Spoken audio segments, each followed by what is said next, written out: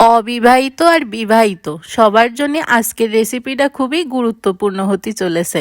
আসসালামু আলাইকুম এভরিওয়ান, কেমন আছেন সবাই? গা গোসল ধোয়াই নিয়ে আমড়াগুলোরে খুব সুন্দর করে মুছে নিতে হবে, একটুও যেন পানি না থাকে।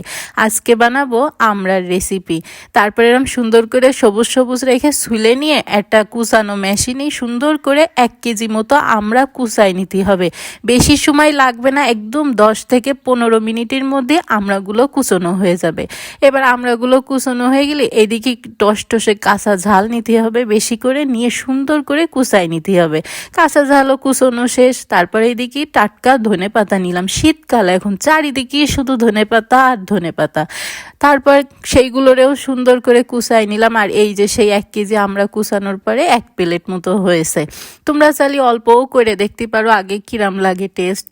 তারপর যাদের বাড়ি এই হ্যান্ড গ্লোভস আছে ব্যবহার করতে পারো, আর না হলে বড় একটা চামচের সাহায্যেও করা যাবে, কোনো সমস্যা নেই। তারপর এখানে কড়াইটা একটু হালকা গরম করে নিতে হবে, বেশি না। তারপর এখানে 3 চামচ মতো সরিষা দিয়ে হালকা একটু গরম করে নিতে হবে যাতে বাড়তে সুবিধা হয়।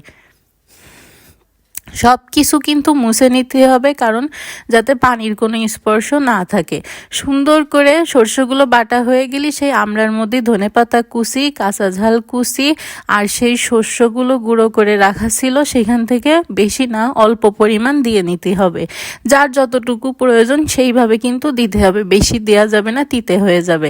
তারপরে এখানে দিয়ে দেব পরিমাণ মতো লবণ। তারপরে এই যে ভিনেগার, যারা ভিনেগারের গন্ধ সহ্য করতে পারো না তারা কিন্তু না দিলেও হবে, কিন্তু ভিনেগারটা দেওয়ার চেষ্টা অবশ্যই করতে হবে, তাহলে বছরের পর বছর ভালো থাকবে। 1 কাপ মতো ভিনেগার নিলাম আর 1 কাপ দিলাম সরিষার তেল। সব কিছু দিয়ে সুন্দর করে হ্যান্ড গ্লোভস পরে মাখাই নিচ্ছিলাম।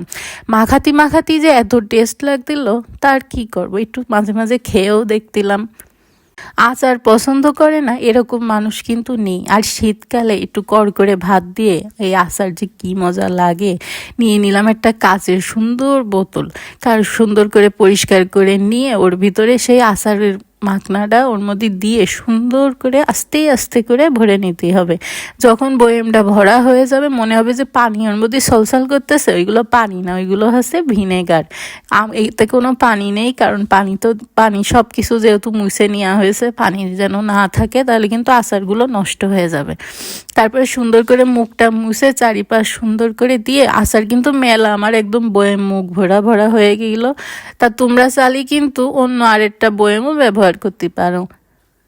তারপর এইটা 1 মাস পর্যন্ত কিন্তু রোদে দিতে হবে। তা এই যে সাদা একটা পরিষ্কার কাপড় দিয়ে মুখটা একটা গার্ডার দিয়ে বাইন্ধে চলে গেলাম ছাদে রোদি দিতে। তা যত রোদি দিবা আচারের টেস্ট কিন্তু ততই ভালো হবে। 3 দিনের মাথায় নামাই নিয়ে আইছি, দেখো কি সুন্দর হয়ে গেছে না, একদম একটা রোদি দিয়ে দিবা। এবার গরম করে তেল, সর্ষের তেল, পুয়াখানিক সর্ষের তেল গরম করে ঠান্ডা করে আচারের মধ্যে ঢালতে হবে। এখন ঢালার সময় দেখি পুরো বয়েম ভরে পড়ে যাচ্ছে, তাই আবার আরেকটা বয়েমে রাখলাম, রেখে 2 হলো টোটাল আচারের বয়েম। তারপরে এখন কি দেখো কি সুন্দর লাগতেছে না, এটা কিন্তু আম কুচনো আচারের মতো টেস্ট লাগে খাতি। তারপরে খিচুড়ি, গরম ভাত, সাদা ভাত, একটু শাক দিয়ে কি যে মজা লাগবে এই আচার।